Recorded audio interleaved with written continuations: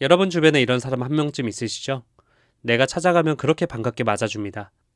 일상도 물어봐주고 눈도 맞춰주고 두세 시간을 즐겁게 떠들다 헤어져요. 그런데 헤어지고 나면 그걸로 끝입니다. 내가 먼저 연락하지 않으면 반년이고 1년이고 카톡 한 통이 없어요. 그러다 또 어쩌다 마주치면 또 그렇게 반가워합니다. 이런 사람을 보면 한 번쯤 서운해집니다. 나는 늘 먼저 연락하는데 저 사람은 왜 한 번을 안 할까? 내가 그렇게 안 중요한가? 그런데 이 사람 정이 없는 게 아닐지도 모릅니다. 오늘은 이런 사람의 머릿속에선 무슨 일이 일어나는지 한번 들여다보겠습니다. 우리는 보통 먼저 연락하면 마음이 있는 거고 연락이 없으면 무관심한 거라고 묶어서 생각합니다.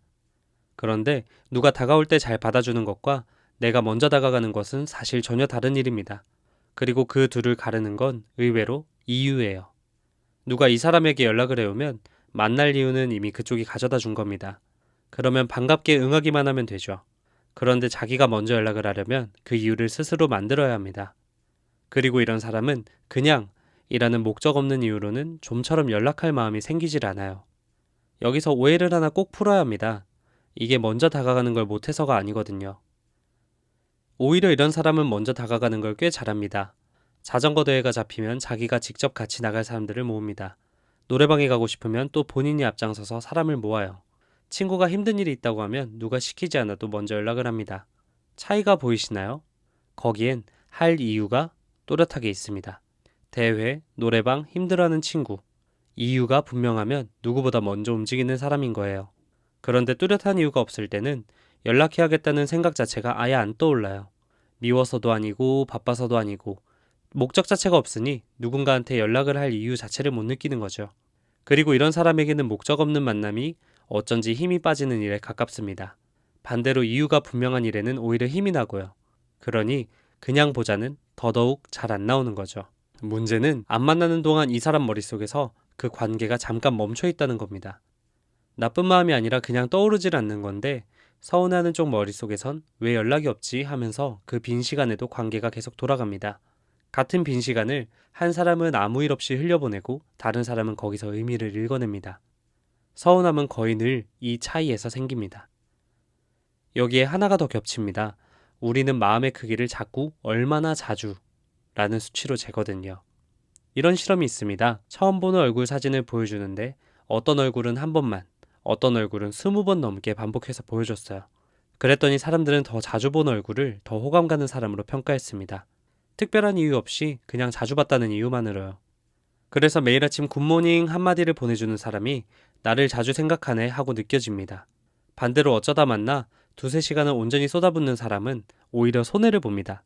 만날 때 휴대폰도 안 보고 눈도 마주치면서 집중하는데 자주 연락하는 사이가 아니라서 마음을 덜 준 거로 오해받는 거죠. 그래서 이런 사람의 경우는 빈도수로 마음을 재는 사람에겐 영영 서운한 사람이 되고 깊이로 재는 사람에겐 잊지 못할 사람이 되는 겁니다. 그러고 보면 밥 먹었어? 오늘 하늘 예쁘더라 같은 그 시시한 안부들이 이런 사람에겐 좀 재미없게 느껴지는 경우가 많습니다. 용건도 없고 목적도 없으니까요. 그런데 여기에 함정이 하나 있는데요. 이런 시시한 안부가 사실은 나 너랑 연결되어 있어를 확인하는 신호이고 깊은 대화에 필요한 서로의 맥락도 결국 이 사소한 것들이 쌓여서 만들어지거든요. 그래서 정작 깊은 얘기를 좋아하는 사람이 그 재료를 안 모은 탓에 오랜만에 마주 앉으면 무슨 말부터 꺼내야 할지 몰라서 점점 할 말이 줄어들기도 합니다. 자, 그러면 처음 질문으로 돌아가 볼게요. 먼저 연락하는 법이 없는 이 사람, 정말 정이 없는 걸까요? 정이 없는 게 아니라 그저 이유가 있어야 움직이는 사람이랍니다. 그냥 보자 라는 말은 잘 못 꺼내지만 이유 하나만 생기면 누구보다 먼저 달려오는 사람, 빈도로 마음을 재는 사람에겐 평생 오해받겠지만 깊이로 마음을 재는 사람에겐 평생 잊지 못할 사람이 되는 그런 사람인 거죠. 그리고 사실 이건 약점이기만 한 게 아닙니다. 의무감으로 억지로 이어가는 관계가 아니라 만날 때마다 매번 진심이라는 뜻이기도 하거든요. 그래서 이런 사람은 관계에 쉽게 지치지 않습니다. 다만 여기엔 가끔 안타까운 일들이 하나 따라오기도 합니다. 비슷한 유형의 사람들끼리는 둘 다 그냥 보자 라는 말을 안 꺼내서 서로 그리워하면서도 영영 안 만나기도 해요. 누가 이유 하나만 만들어주면 둘 다 단숨에 달려 나올 텐데 말이죠. 그러니 먼저 연락이 없는 그 사람이 떠오른다면 그 사람의 조용함을 나를 안 좋아하는 증거로 읽지 않으셔도 됩니다. 그냥 아직 연락할 이유를 못 찾았을 뿐일 가능성이 높거든요. 그럴 땐 이쪽에서 이유를 하나 만들어 먼저 불러보세요. 이번 주말에 그 칼국수 집 갈래? 이 한마디면 그 사람은 아마 누구보다 반갑게 달려나올 겁니다. 반대로 혹시 자신이 먼저 연락하는 일이 좀처럼 없는 사람이라면 한 가지는 기억해두면 좋아요. 그 마음은 가만히 두면 그 사이에 아끼는 사람과도 조금씩 멀어질 수 있답니다. 그러니 거창한 안부를 억지로 떠올리려 애쓰거나 이런 당신의 성향을 너무 당연하게 여기는 대신 아주 작은 만날 핑곗거리를 하나 일부러 만들어 보세요. 자전거 타러 갈래? 저번에 그 맛집 또 갈까? 처럼요. 이유가 있어야 움직이는 사람에겐 그 작은 핑계 하나가 안 떠오르던 연락을 떠오르게 해주는 가장 쉬운 방법이고 그 소소함이 쌓이면서 깊은 관계를 유지할 수 있는 재료가 되거든요. 여러분은 어떠세요? 마음을 빈도로 재는 편인가요? 깊이로 재는 편인가요? 아니면 먼저 연락하는 법이 없는 그 사람이 사실은 여러분 본인인가요? 댓글로 들려주시면 재밌게 읽어보겠습니다. 오늘도 시청해주셔서 감사합니다. 좋은 하루 되세요.